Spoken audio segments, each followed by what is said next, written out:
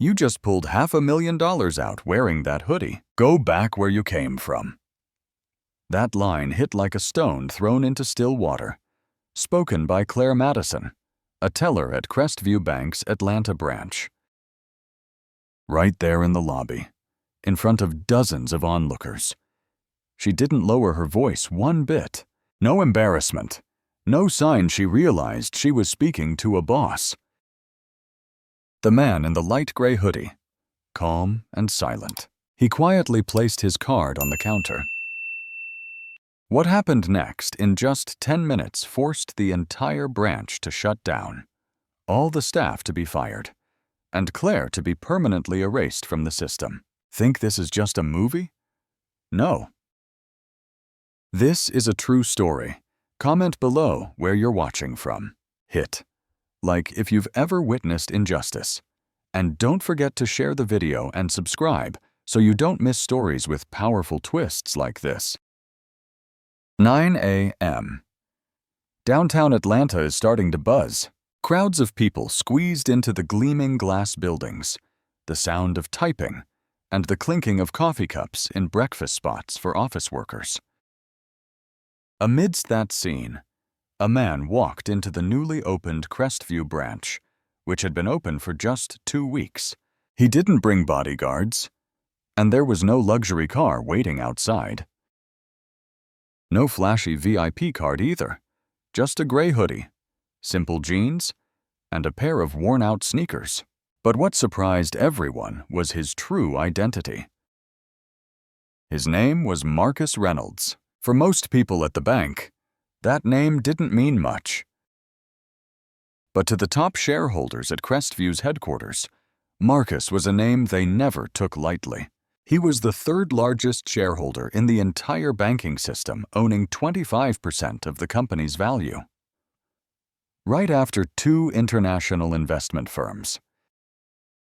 Not just a shareholder. Marcus had also served as CEO for 5 years before stepping back to focus on corporate restructuring efforts he led himself. Throughout his career, Marcus was known for being discreet, sharp, and especially not a fan of showmanship. That's why today, he walked into the new branch on his own, without any heads up as just a regular customer. But what he got in return was anything but ordinary. When Marcus walked in, the security guard Liam Carter looked him over from head to toe. Suspicious. Liam stepped up, standing just a step away, and asked in a steady voice, "Excuse me, do you have an appointment?" Marcus shook his head with a smile. "I just want to make a withdrawal." Liam frowned. "You do know this is a premium financial branch, right? Every customer needs to verify their identity first." "I do." "I've got my ID and card." Marcus pulled out a small leather wallet, showing a sleek black bank card and a Georgia driver's license inside. Liam glanced at them, then reluctantly nodded, pointing to counter number 2. "All right.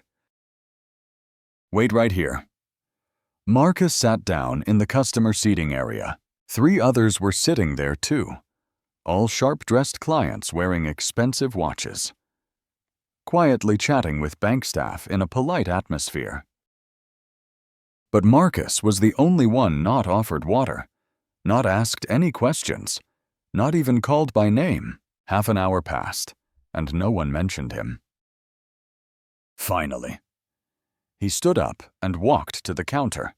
Claire Madison was finishing up a conversation with another male customer. Seeing Marcus approach, she frowned as if she'd just spotted something out of place. When the other customer left, Marcus smiled softly. "Hello? I'd like to withdraw a large sum." Claire crossed her arms, her gaze icy cold. "How much? $500,000. She burst out laughing, not even bothering to cover her mouth. $500,000.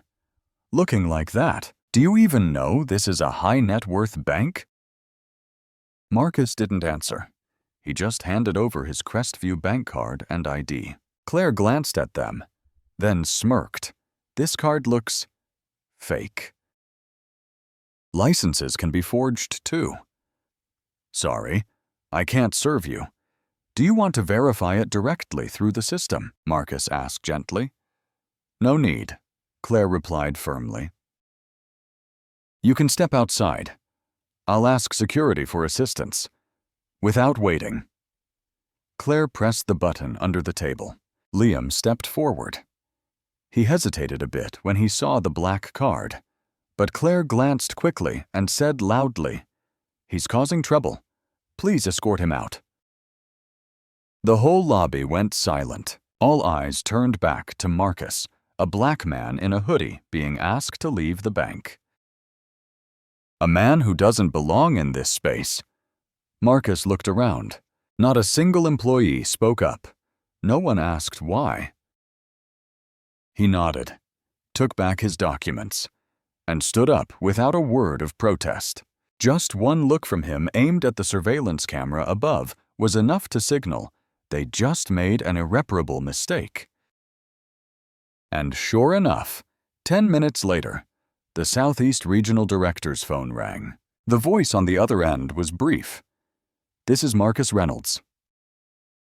I was just kicked out of the Atlanta branch. I need you to order the immediate temporary shutdown of that branch right now. All staff involved must be suspended. I'll be at the emergency meeting in 30 minutes. No one knew that what just happened wasn't an isolated incident. It was the first step in a system-wide purge carried out by the very hands that helped build this bank. When Marcus left the Crestview branch with a calm face, inside, he held a terrifyingly controlled fury. No one saw his hands shake. No one heard him raise his voice. But only those who had worked with Marcus truly understood his silence was the worst sign of all. He pulled out his phone, tapped contacts, and went straight to Elena Torres, the Southeast Regional Director. She was his longtime ally and now oversaw the operations of more than 60 Crestview branches in that region. "Elena," he said quickly, "I just left the Atlanta Midtown branch. They refuse to serve me. I want that branch shut down immediately. Suspend all staff on site, no exceptions." Elena was silent for 3 seconds. "Do you want me to verify first?" "No," Marcus cut her off. "I was just kicked out of the bank where I own 25% of the shares because I didn't look appropriate. I don't need any verification. I need action." Elena sighed, her tone shifting understood. "I'll get it done. Can you be in the 21st floor meeting room in 30 minutes? Ready?" Marcus hung up. Shortly after, an urgent email with a red header was sent to the entire senior leadership of Crestview Bank. Emergency meeting. Serious incident at Atlanta Midtown branch. Host Marcus Reynolds. Time in 30 minutes, starting exactly at 10:15 a.m. Format in-person meeting. Pete Sutz. Zoom connection to all Southeast Regional Branch Directors. On the 21st floor of the regional office, the Horizon meeting room usually for international partners was cleared in 10 minutes. Projector. Electronic board. Internal policy documents were all set up and ready. Marcus's assistant, Lauren Pham, quickly prepared a brief summary complaint history at the Atlanta branch over the past 6 months. Current staff list and internal security camera footage from 9:00 to 9:45 a.m. When Marcus entered the meeting room, 4 people were already seated: Elena Torres, Southeast Operations Deputy Director; William Drayton, Head of Internal Controls, and a corporate lawyer from the legal department. Marcus sat down without looking at anyone. He simply said, "Atlanta Midtown branch shut down immediately. I want all staff suspended temporarily. The internal investigation will be supervised by me personally." Elena nodded. "The transaction system lock has been notified. All access revoked from the central system." Staff have been asked to leave the branch under the pretense of an urgent technical inspection. Good. Marcus turned to Lauren. Give me the list of all complaints from the past 6 months at this branch. Lauren handed him a stack of double-sided papers, nearly 50 pages thick. Too many, Marcus muttered. They didn't just insult me. They did this to a lot of people, and we just looked the other way. William, cautiously. Maybe the problem lies with the branch manager. A guy named Ryan Kessler. He was just appointed in January. Doesn't matter, Marcus replied quickly. I don't deal with people. I deal with the system that created people like that. He stood up, walked around the table, turned on the projector, and plugged in a USB. On the screen appeared footage from the security camera, Claire Madison pointing at Marcus, her voice clear. You're taking out $500,000 in that hoodie. Better go back to where you came from. Everyone in the room froze. No one said a word for 15 seconds. Marcus stopped the video and said, I don't need anyone to apologize to me. I'm not hurt because of personal pride. I'm hurt for all the other customers who've been put in this situation, and no one knows about it. And I'm angry because our training system allowed this to happen, so... Too often, Elena whispered. So, what's the next step? Marcus turned around, his gaze sharp. Form an emergency task force. I'll personally pick every member. I need a team leader who's not connected to the old HR department. And I want a frontline employee, someone who's experienced discrimination, to be part of this team, William asked. For what purpose? Marcus replied slowly. To completely rewrite the customer service policies. And this time, not just on paper. Right after the emergency meeting on the 21st floor ended, Marcus requested a clean, separate office space in the executive area where he could conduct an independent investigation. No nameplates, no schedules, no visitors. Just a laptop, a stack of documents, and one question repeating in his mind: why does a bank built to serve the community become a place that spreads exclusion? Marcus didn't start with Claire Madison, the one who insulted him, or Ryan Kessler, the manager of the Atlanta Midtown branch. He started with internal customer complaint reports, hundreds of small, scattered stories full of clues. He wasn't looking for loud cases. He was looking for common patterns. Assistant Lauren Pham brought 3 boxes of files sorted by month, from January to June. The Atlanta Midtown branch had 97 official complaints, 63% of which involved unprofessional behavior, discrimination, or offensive language. A few standout excerpts. I carried a foreign passport, but staff refused my transaction, suspecting me of money laundering. I'm a university professor at Georgia State. My husband and I, both Asian, were told to keep quiet, even though no one else complained. Meanwhile, 2 white customers loudly chatted nearby and were offered coffee. I asked about a small business loan, and the employee said, "That's unlikely. Your industry has no potential. I'm black, and I work as an app designer." Marcus was stunned. Not because he hadn't heard stories like these before, but because it was happening right inside the system he had trusted completely. He called Elena in. "Elena, I need to know, why didn't anyone in quality control catch this?" Nearly 100 complaints in one branch, and not a single red flag raised. Elena sighed. "We have a priority filtering system. If a complaint isn't about finances like lost money or wrong transactions, it's classified as service feedback. Not part of the main report.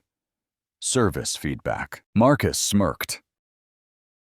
"You're saying that when someone is told, 'Go back to your country,' that's not serious enough to trigger an alert?" Elena was silent, not because she had nothing to say, But because she knew Marcus wasn't just talking about a system error, he was talking about a cultural sickness deeply rooted in that system. That afternoon, Marcus personally interviewed 2 former employees who left the Midtown branch within just 3 months of probation. The first was Aaliyah Sanders, a young black woman who had worked as a temporary teller. Aaliyah hesitantly stepped into the room, sat down without daring to look Marcus in the eye. "Thanks for coming," Marcus began. "I just want to hear the truth." Aaliyah nodded, her voice trembling. "They don't think I fit the bank face." They never said it outright, but whenever I wore light makeup or a brightly colored dress, the manager would tell me to tone it down. I saw a lot of customers treated badly, especially immigrants and people of color, but when I reported it, Ryan just said, "Don't let emotions interfere with work." Did anyone ever stand up for you? There was a woman named Ava. Ryan once yelled at her for bringing hair tools to the branch, but really, she was just carrying a comb for a customer whose hair got messed up by the wind. She quit shortly after. Marcus took notes on everything she said, without interrupting. Marcus thanked Aaliyah, then moved on to the second person, Jorge Velasquez, a Latino employee who worked at the consulting desk. Jorge said, "I was once punished for speaking Spanish to a customer, even though that person clearly didn't speak English. They told me, Crestview is a national bank, not an immigration service station. But do you know what the saddest part is? When I left, no one asked why. Because they were used to people like me, just passing through." That night, Marcus sat alone in the office. The lights were off on most floors. He replayed the surveillance video. Once again. Claire, Ryan, Liam, none of them acted out of personal hatred. They acted like it was the most normal thing. And that was the biggest danger. He opened his laptop and typed the first line of the reform plan. Culture is not defined by a slogan on the wall. It is most exposed when no one is watching. Tomorrow, Marcus would return to the Midtown branch, not as a shareholder, but as someone cleaning up the aftermath. At 8 a.m. the next morning, a black SUV stopped in front of the Crestview, Midtown branch. The bank's glass doors still gleamed. The lobby was spotless, and the notice about the temporary closure for technical issues hung right in the middle. But inside, there were no bustling customers, no bell ringing for service, and no employees behind the counters. Marcus Reynolds stepped out of the car, with no security, no reporters, and no one accompanying him. It was just him, the man who had been kicked out of the bank yesterday, now returning to clean it up like an emergency, standing in front of the glass door. He took out a special access card from his pocket, a card reserved for senior shareholders, granting access to the entire database system and branch control. The door swung open. The familiar smell of the air conditioning wafted out, cold and indifferent. Claire's desk still had a note, "Call back Mr. Harris, request for cash withdrawal limit." To the right, the guest area still had a plastic coffee cup that hadn't been cleaned up. Everything, just like nothing had ever happened. Marcus walked straight towards the branch manager's office, where Ryan Kessler used to operate. He turned on the lights, powered up the computer, and logged into the internal system with his special access. What he saw next made him frown. The branch's KPI numbers for the last 3 quarters were above average. Not only that, the productivity metrics, new account opening rates, personal credit sales, all rated as good or very good. Marcus looked back at the complaint statistics. Nearly 100 negative reports in 6 months. So why did the result reports still look so good? He opened the internal emails. In Ryan's inbox, there was a thread between him and the internal PR department discussing filtering out unimportant feedback from the regular reports, with the reason being to reduce internal media pressure. There were also lines instructing to mark any feedback as lacking objective evidence to avoid system traceability. In other words, they had legalized ignoring the customer's pain. Marcus typed a command. Extracting the entire email thread to a USB drive, he stood up, walked out to the main lobby, looking at every corner of the desks and every sign. The signs of discrimination weren't in the blunt words. They were in the details, like the white leather client chair being placed near the large window, while the difficult clients were taken to a hidden corner. In how immigrant client files were sent a day later due to waiting for further verification. And in the looks, in the gestures, in the way a teller smiled only at those they deemed belonging here. At 9 a.m., Elena Torres appeared, accompanied by 2 supervising staff from headquarters. They quietly walked around the branch, noting infrastructure details, checking camera logs, and printing statements for transactions marked as low risk. How are you going to handle this? Elena asked as they stood in the branch's meeting room. Marcus looked out the window, where he had been asked to leave less than 24 hours before. I'm not kicking out a group of people. I need a complete overhaul of the culture. He said, today I will announce the action plan to the press. And I want you to join me on the reform committee. Elena was surprised me, but I'm part of the old system. Exactly why I chose you. I don't need outsiders criticizing. I need someone from the inside who is willing to change. Later that day, Marcus held a small press conference in the ground floor conference room of the regional headquarters. There were no major media outlets, just a group of financial reporters, a few consumer advocacy organizations, and, surprisingly, Aaliyah and Jorge, 2 former employees that Marcus invited. He stepped up to the podium. No notes needed. His voice was deep and firm 24 hours ago. I was denied service at the bank I helped to found, but I'm not here to share a personal story. I'm here to say that this bank, like many organizations, has lived too long in complacency. We've allowed productivity to overshadow dignity. We've let image compatibility become a shield for discrimination. He paused for a few seconds. Everyone held their breath. Starting today, Crestview Bank will begin a cultural overhaul. All branches will be reviewed according to the new fairness criteria. Any disrespectful behavior towards customers, in any form, will be investigated. The team establishing the new policy will include those who were previously excluded because they see what we failed to recognize. Jorge looked at Aaliyah.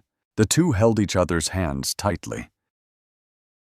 Because they understood a door had just been opened, not just for them, but for everyone who had walked into this bank with a wounded heart. 2 days after the historic press conference, the entire Crestview system began to shake. From the small branches in Florida to the regional offices in the Midwest, everywhere received an email with the same subject line from Marcus Reynolds. Attach new communication standards. The plan to establish the Cultural Oversight Task Force. Guidelines for anonymous feedback from employees, but not everyone welcomed it with open arms. Internally, many whispered, why change the whole system just because of one personal incident? A few regional directors quietly opposed by delaying the rollout. The middle management group stayed silent, watching to see if this plan would survive the financial reporting season. Marcus anticipated this. He had predicted real change wouldn't come from the announcement. It would only come when those who had been left behind stepped up to lead. And that's why he went back to find Ava, the teller who had quit after the incident of being insulted for bringing a comb. Ava was now working part-time at a bookstore in Edgewood, specializing in books about culture, equality, and minority community history. When Marcus walked into the store, Ava was arranging books on the shelf. She looked up, slightly surprised to recognize the person in front of her. "Are you the person who came to the branch the other day?" Marcus nodded. "And the one who built it?" Ava blinked, hesitating. "I didn't know you." "It's okay." "I'm not here to bring up the past," Marcus said. "I'm here to invite you back, this time not as a teller, but as the writer of the internal culture guide." Ava was stunned. "Are you serious? I'm just someone seen as unsuitable." "That's exactly why I chose you," Marcus replied firmly. "You know what's wrong, and I need that voice in the room, not outside the door." 3 days later, Ava officially became the head of customer experience evaluation and feedback, a title that had never existed in the bank. Her first task was to interview 100 customers who had filed complaints about discriminatory behavior in the past year. But Ava didn't use a rigid questionnaire. She organized transparent cafe sessions, where customers were invited to a neutral space, offered tea, and allowed to share their stories. She listened to every small detail, the tone of the employees' voices, their gaze, seating positions, and how they addressed one another. Ava recorded not just to report, but also to reshape how a bank views its customers beyond just their account balances. During a transparent coffee gathering held in Atlanta, an older woman named Ms. Geneva, an immigrant from Haiti, shared that every time she walks into the bank, the security guard always stares at her as if she's about to do something wrong. She said, "I've lived here for 20 years. I know I don't have a lot of money, but that look makes me feel like a stranger in the very country I call home." Ava shed tears as she recorded those words. She quoted that statement verbatim in the new employee training manual. Under the first point, listen without judgment. Meanwhile, Marcus expanded the investigation team. He invited Jorge Velasquez to serve as a community advisor, representing bilingual customers. Jorge suggested that each branch needs to have at least one employee fluent in a second language, not just for translation, but to empathize linguistically. At the Miami branch, after implementing this suggestion, the number of communication-related complaints dropped by 40% in just 2 months. However, not everyone supported it. Claire Madison, the one who had chased Marcus out of the branch, hired a lawyer to argue that her suspension was hasty and reverse discrimination in front of the media. Marcus did not attack. He simply said, "We don't remove anyone for making a mistake once. We remove those who don't want to learn how to do it right." The next day, a post went viral on social media. "A bank for people like me." When a CEO comes back and opens the doors for everyone, the post was made by Ava, ending with the line, "I was once denied because of a comb. Now I'm helping to rewrite the rules so no one gets excluded because of their hair, skin color, or how they walk into the bank." The story of Ava, Jorge, and Mrs. Geneva began to spread like wildfire, not because it was sensational, but because it was real. And that reality was what customers had longed for. A door that had once been closed was slowly opening again. But this time, it didn't have a handle. It opened with kindness. A month after Marcus started the internal reform campaign, Crestview Bank held a special event called Transparent Communication Day at its headquarters in Atlanta. No ribbon cutting, no wine, no fancy speeches from the leadership. Instead, it was a day where customers, former employees, and the local community were invited to engage in direct dialogue with those who once sat behind the counter, and with the bank's CEO. Marcus appeared in casual attire, a white shirt, khaki pants, no tie. He sat at a table in the middle of the large hall. No podium, no distance. In front of him were community representatives who had been ignored by this bank's small business owners, immigrants who were not fluent in English, and customers who had been denied loans without clear reasons. The morning began in silence. A middle-aged man stood up, speaking in a strained voice I used to deposit all my savings here. But when I needed to borrow money to save my family's restaurant, I was denied. The reason does not meet internal criteria. Meanwhile, the restaurant across the street, owned by a white person, was approved in just 3 days. Marcus did not make excuses. He simply bowed his head. "I'm sorry. Not because of my fault today, but because this system did not stand by you that day." An older woman added, "We don't need to hear 'I'm sorry' anymore. We want to know, what will you do to ensure this doesn't happen to others?" That was the question Marcus had been waiting for. And that was when he turned on the projector, presenting a 15-page action plan, outlining 5 points. 1. Establish a customer culture oversight board, including community representatives and former customers who had experienced issues. 2. Implement an equal experience scoring system at all branches, anonymously scored each quarter. 3. Publicly display complaint statistics and handling responses on the company's website. 4. Provide cultural training for all employees with the model A. Bank for all, excluding no one. 5. A $20 million community recovery fund over 5 years, dedicated to supporting small businesses that have been excluded from the financial system due to cultural, ethnic, or unjust credit history. Marcus ended his presentation not with a slogan, but with an acknowledgement. "We once thought that following the process was enough, but no one feels respected if they are treated like a number.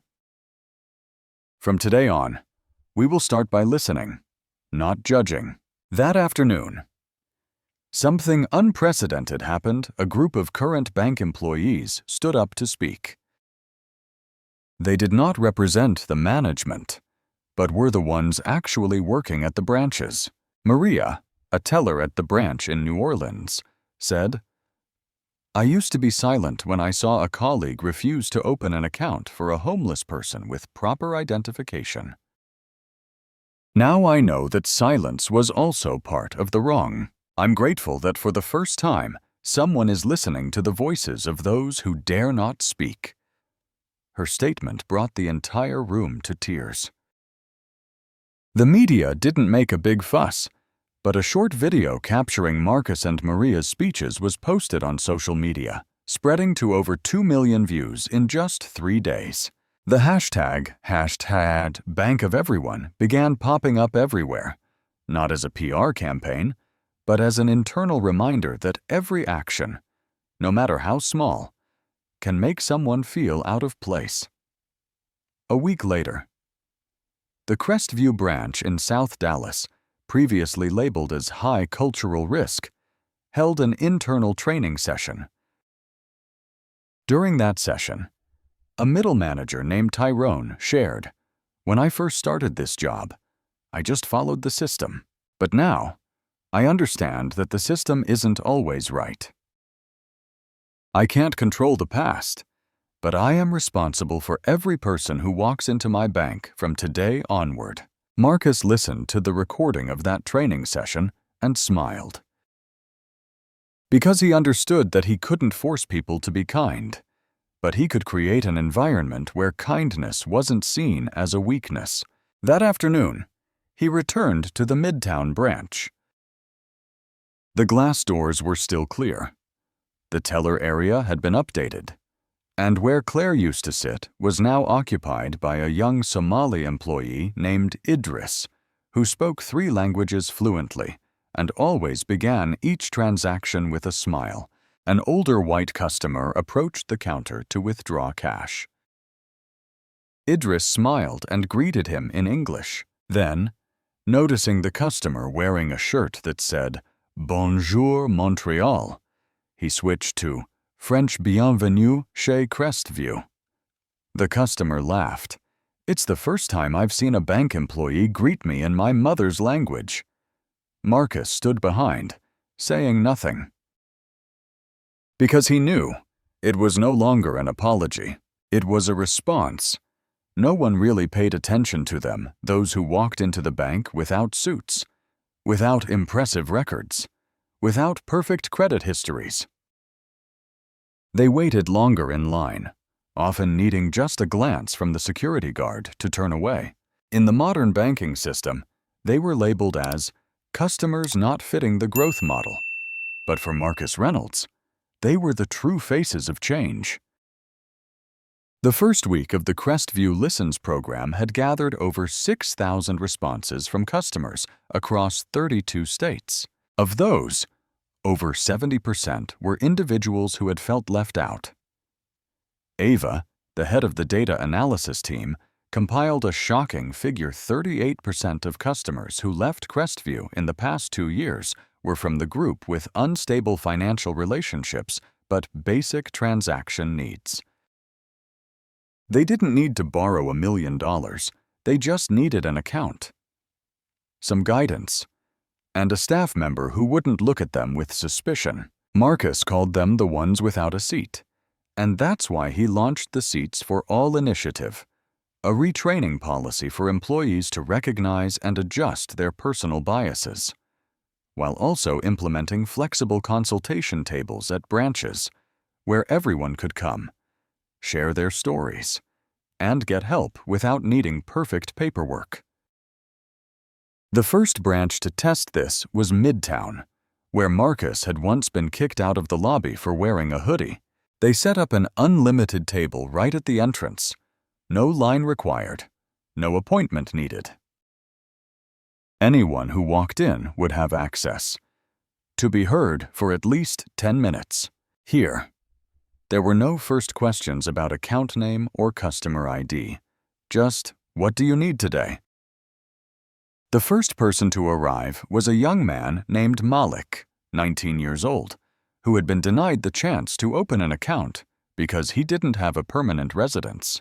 He sat down, feeling a bit shy. But the advisor, a brown-skinned woman named Kiara, didn't press him for details. She just said, "Why don't you tell me about your journey?" And that's how it all began. Malik talked about leaving home at 16 working at a car wash, then selling goods on the street. He saved every little bit he could. But when he went to the bank, all the paperwork made him feel like an imposter. Kiara didn't just help him open a basic account. She connected Malik with an organization that supports homeless youth and also enrolled him in the Financial Fresh Start program, a free course Crestview designed specifically for people who've never used a bank before. Marcus listened to the recording of that counseling session. He didn't hear phrases like, "You need to provide a statement," or "We can't assist you without proof of address." What he heard was something the modern financial system had lost a genuine welcome. Not long after, an older Korean woman named Mrs. Kim came into the branch with her granddaughter. The girl translated for her. "My grandmother wants to close her account because every time she withdraws money, she feels like she's being questioned more than others." Kiara smiled and said, "Can you ask her if she's ever felt respected here?" The girl asked, then looked at Kiara. Grandma said only once when she was offered a drink while waiting. Kiara immediately wrote on the summary board, "Only positive experience, a glass of water." Notes like these, seemingly small, were actually clues for the entire reform program. Ava called them emotional evidence. And when the new CRM system was updated, each customer had a special data field. Most recent emotional experience. That's where staff would be reminded not just by balances, but by the customer's emotional history. At the same time, Marcus met again with Jorge Velasquez, who had been reassigned after standing up to discrimination. Now, Jorge was in charge of the Silent Voices program, where employees could anonymously report any unfair behavior, even from management. Jorge laughed. "Who would have thought I'd one day be given the authority by this bank to fight against the bank itself?" Marcus replied. "Not fight against it, help it be more real." Crestview began making changes that were subtle on the outside, but deep within. Customers don't come because of the highest interest rates. They come because they know they won't be excluded just for being different. One afternoon, at a small branch in North Carolina, a disabled man named Theo was pushed in a wheelchair by his granddaughter. When they reached the reception desk, the young employee bent down to Theo's eye level and said, "I'll sit with you right here. We don't need to be tall. We just need to be close enough to hear each other." Marcus watched that moment through the internal security cameras. He didn't order that action. It came from a culture shift, a change that can't be forced, only shared. Seats for everyone was no longer just a slogan. This is reality. On a Wednesday afternoon, in the small auditorium on the third floor of Crestview's headquarters in Atlanta, a special event was held, the Left Behind Conference. No media, no official cameras, and no fancy name tags. There was just a single mic in the middle of a circle of chairs, and a small sign on the wall that read, "Speak Out, to be remembered." Marcus required every regional director, branch manager, and HR head from across the country to attend, but they weren't allowed to speak, only to listen. He believed that the heartbreaking stories once seen as isolated incidents were the root cause for all reform efforts. The first to step up was a thin man in an old shirt, his voice trembling. "My name's Darnell. I used to be a security guard at the Charlotte branch. One time, an elderly white lady came in late, and I held the door for her. The next day, I was warned for overstepping my authority. They didn't ask who she was, just why I didn't follow the set hours. I know for sure, if my skin had been a different color, this wouldn't have happened." The room fell silent. Next is Rosa, a Mexican woman who used to work as a cleaner at headquarters one time. I found a wallet in the meeting room with $8,000 and a bank card inside. I handed it over right away. 3 days later, they ran a background check on me, suspecting suspicious behavior. I never got a thank you. I was just looked at like someone who could steal at any moment. Rosa's story brought a young regional director to tears. He bowed his head and whispered to a colleague, "We've been silent for far too long." Then it was Jamal's turn, a former service desk employee. The day I quit because a team leader called me a lazy black guy, HR made me sign a non-disclosure agreement about my reasons for leaving so I could get full pay. I signed it. I needed the money. But since then, I haven't trusted any bank. Marcus stayed silent, but every change in his expression, every nod, every direct look showed he wasn't just listening, he was taking it all in. Mid-meeting, Ava stepped out and walked to the mic. "I'm Ava. I used to be denied entry to meetings because I was dressed inappropriately. Today, I stand here as the person in charge of cultural training for the entire system. I want to say to everyone, those who were once excluded are now the ones rewriting the rules. The whole room stood up, applauding nonstop. An unspoken consensus, it was time to return a voice to those who had been forced to stay silent. At the end of the meeting, Marcus stepped into the circle. No mic in hand, no prepared speech. He spoke slowly. I can't change yesterday, but I will do everything I can to make sure tomorrow isn't the same as before. Tell me, where should I start today? An older woman stood up, Geneva, the one who had said she was only respected when offered a glass of water. She said, "Start by writing down our names. Don't let us be anonymous complainers. We have names, stories, and the right to be present." That phrase became the title for Crestviews' next program, We Have Names, where every story shared comes with clear consent from the storyteller, and their names are honored as part of the organization's history. Marcus didn't stop at just listening. He created the Excluded Experience Advisory Committee, made up of 20 people who had been fired, rejected, or discriminated against by Crestview in the past. These people were not only compensated, but also paid monthly salaries to participate in reviewing new policies. Jorge, a former community advisor, became the coordinator for this group. At an internal meeting, he shared, "The bank used to kick me out because I dared to question things. Now, they pay me to keep questioning openly, systematically, and with real power. No one objected." Because now, criticism is no longer seen as opposition. It's redefined as a sign of internal health. The HR training system was also updated. Before, onboarding sessions only covered technical procedures.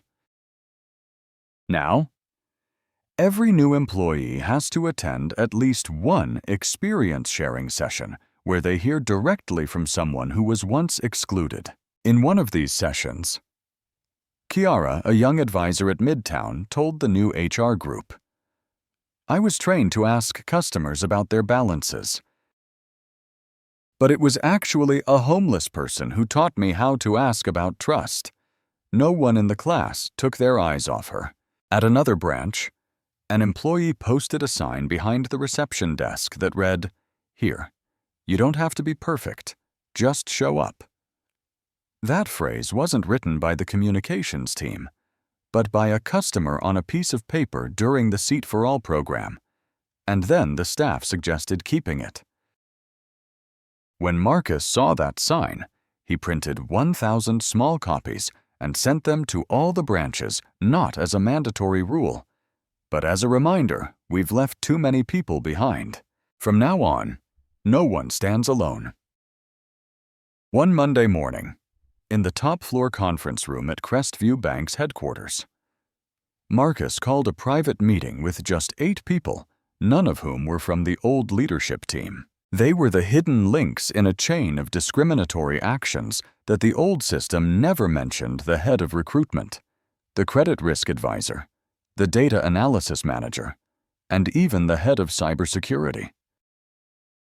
"We're not here to find out who's to blame," Marcus began, "but to understand why these mistakes were allowed to persist for years without being noticed." The first to speak was Thomas, the former head of data analysis. "Our KPI was to minimize credit risk. That led to the automated scoring model gradually filtering out anyone who didn't meet the stable criteria, but no one really defined what that meant. So young customers, immigrants, and those with flexible incomes were excluded even before staff ever reached out to them." Marcus nodded. "You didn't create the bias. But the system reinforced it with its scoring logic. Now it's time to dismantle it line by line of code." Next was Yvonne, who used to oversee training for the Western region. I once saw a manager fire 3 employees in the same month. All of them were black, I reported it, but had no solid proof. And then, I was reassigned. The room grew heavy with tension. Ava, the reform lead, softly said, "We have plenty of financial data, but ethical data is scarce." That's why injustice keeps happening. Then Marcus announced the next action plan, building a hidden culture monitoring system, a network where AI and humans work together to detect repetitive behaviors that lead to exclusion. Every comment in the CRM system would be analyzed by language models to spot bias. Every customer rejection decision would require 3 layers of verification: technical, human, and ethical. Every internal report would be stored in a transparent file that any employee could anonymously review and comment on. "We're putting ethics into the source code," Marcus said. "If the system can exclude people through algorithms, it must also learn to protect them through justice." At branches, many young employees started proposing small initiatives: a request review button on the denial system, a fearless feedback mailbox near the printer, and a Story of the Month newsletter sharing cases of employees standing up for vulnerable customers. At a small branch in Sacramento, an employee named Tyra was once scolded by her manager for going beyond procedure when helping a customer without valid ID, but after the reform, Tyra received a thank you letter from the executives for helping that customer, a newly arrived refugee, open their very first bank account. Her story was shared in the internal newsletter system-wide, but not everyone accepted the change easily. At the Chicago regional headquarters, a group of veteran employees sent a letter opposing the reform program, saying it was too soft on unqualified customers. Marcus didn't argue back. He simply sent them a copy of a file about a customer who had once been rejected, but later, under the new policy, was supported and is now the owner of a successful chain of laundromats. Below the paper, Marcus wrote by hand, "Be gentle with others. Sometimes be tough with yourself." Slowly, the sealed walls were taken down, not with a hammer, but with light. Staff were invited to share critical feedback in meetings, not to confront, but to warn. A former employee who had quit due to process pressure was invited back this time as an independent supervisor for the reform program. His name was Samuel, and he was the first person ever labeled unsuitable for being too emotional by the system. At the launch of the oversight group, Samuel said, "I was once fired for crying when I saw a customer unfairly denied. Today, I'm crying because that finally has a name conscience, and while other banks still advertised premium experiences." Crestview put a new slogan on the front door of every branch. "Finance isn't just about numbers, it's about people." A simple phrase, but written with lessons learned from countless mistakes. Marcus stood in front of the sign at the Midtown branch, the place where it all began, and whispered, inside those sealed walls. The scariest thing wasn't the villains. It was the long silence. Today, that silence has been awakened. In a small room next to Marcus's office at Crestview headquarters, there's an old wooden cabinet that hardly anyone pays attention to. No nameplate, no combination lock.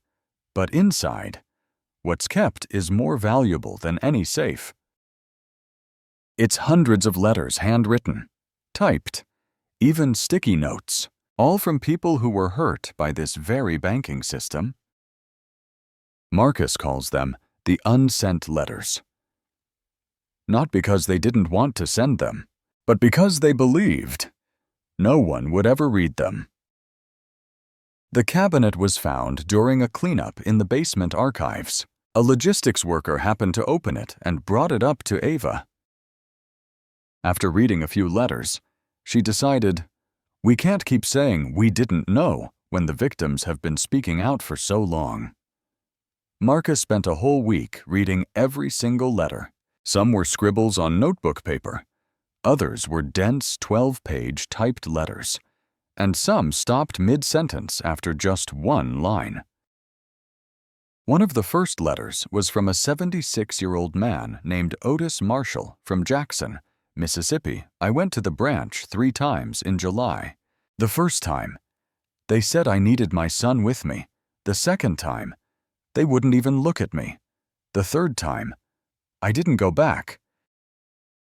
I started to think my money wasn't worth anything here. Another letter, written in Spanish from a woman named Marisol, said when my husband died, I didn't know how to transfer the account. They told me I needed a signed confirmation from my husband. But he passed suddenly, and I was crying. They called security. Each letter is a scar on the system's honor, but at the same time, they're guides for revival. Marcus decided to create a special team called the Late Senders, a cultural and service investigation unit that handles each case in those letters.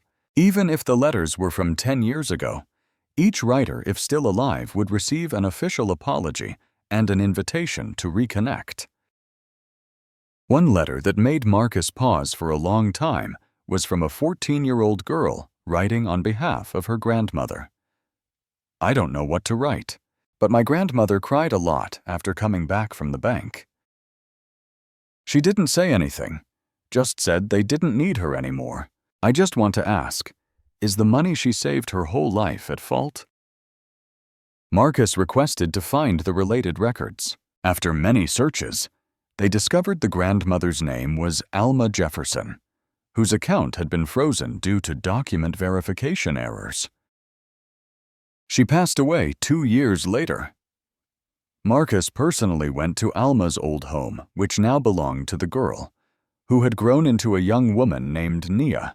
He stood in front of the wooden gate, holding a photocopy of the letter, and said, I can't change the past, but I want you to know your letter is no longer forgotten. Nia was so moved she couldn't speak. Marcus gave her a certificate to open a scholarship fund named after Alma dedicated to older women facing challenges accessing financial services. Back at headquarters, Marcus ordered the reprinting of a collection of 50 representative letters, unedited, uncensored, and distributed them internally across the entire system. Titled What They Wrote, but we never read. At each branch, a mailbox for unsent letters corner was set up, where customers could rewrite their old stories and post them on the board. No names needed, no account numbers. Just one line. This is what I've always wanted to say. Before long, those letters covered the entire bulletin board. Some rewrote stories about delayed disbursements because their names sounded unusual. Others shared being denied loans just because their addresses were in non-priority areas. One simply wrote, "Thank you for finally listening to me." But Marcus didn't stop at listening. He wanted to turn those words into real action. From the feedback, the banking system began to implement policy changes, no more approving credit based on geographic codes. They eliminated customer ranking algorithms based on demographic characteristics. They established a more flexible approval process for people without a fixed permanent address. A new artificial intelligence system called Echo was tested, capable of scanning feedback letters to spot recurring patterns of discrimination. No more feedback thrown in the trash. Every single line is now read, recorded, and analyzed to shape the behavior of the entire bank. And at the end of each monthly internal newsletter, there's a section called Letter of the Month. That letter doesn't have to be happy or flattering. It just needs to be real. And the rule is, the first readers have to be the executive board. Marcus posted a quote right outside his office door, where he sees it every morning. People don't need you to be perfect. They just need you to stop ignoring them. On the first Friday of the month, Marcus introduced a new policy, No uniform day. No dress shirts. No ties. No name tags. No job title badges. It's a day where everyone from the CEO to the receptionist works in casual clothes. As a reminder, don't let clothes replace respect. At first, many were worried. Some middle managers thought it would lose professionalism. A few employees feared customers wouldn't trust them, but Marcus didn't budge. He said in the internal newsletter, "When a customer walks in wearing a hoodie, you shouldn't need a uniform to remember they deserve to be treated like a person." At the Midtown branch, where Marcus was once refused service because of his hoodie. That Friday felt different than ever. Staff wore t-shirts and jeans. Even the barista smiled more. The employee who had ignored an elderly customer before now opened the door and offered a drink proactively. A black customer named Jamal walked in, holding an envelope of cash, hesitating slightly before approaching the counter. He hesitated. "Excuse me, is today a holiday?" "Doesn't look much like a bank." Ava, now the branch manager, smiled. "No, sir. We're open. Today, we're working without jackets and badges." Jamal chuckled. "Guess I don't have to stress about wearing flip-flops either." They both laughed. And he was served respectfully. No one asked about his occupation or purpose for cash for the first time in years. Jamal reopened an account at the Detroit branch, which had previously been criticized for discriminating against LGBTQ+ customers. No uniform day became an occasion for employees to express their personal identity. A transgender employee wore a shirt embroidered by hand with the words, "I work here, I'm human too." Customers saw it, and instead of feeling uncomfortable, they took photos and shared them on social media with the hashtag #BankThatListens. An elderly lady named Doris, a former elementary school teacher, came to deposit her pension and was touched to see the greeter wearing a floral dress. She whispered, "Back when I was working, wearing a floral dress like this would hurt your performance review. Now I feel like I'm alive again." At headquarters, Marcus entered the meeting room wearing a jean jacket and a t-shirt printed with a map of all the branches nationwide. The first person who didn't recognize him was a newly hired specialist.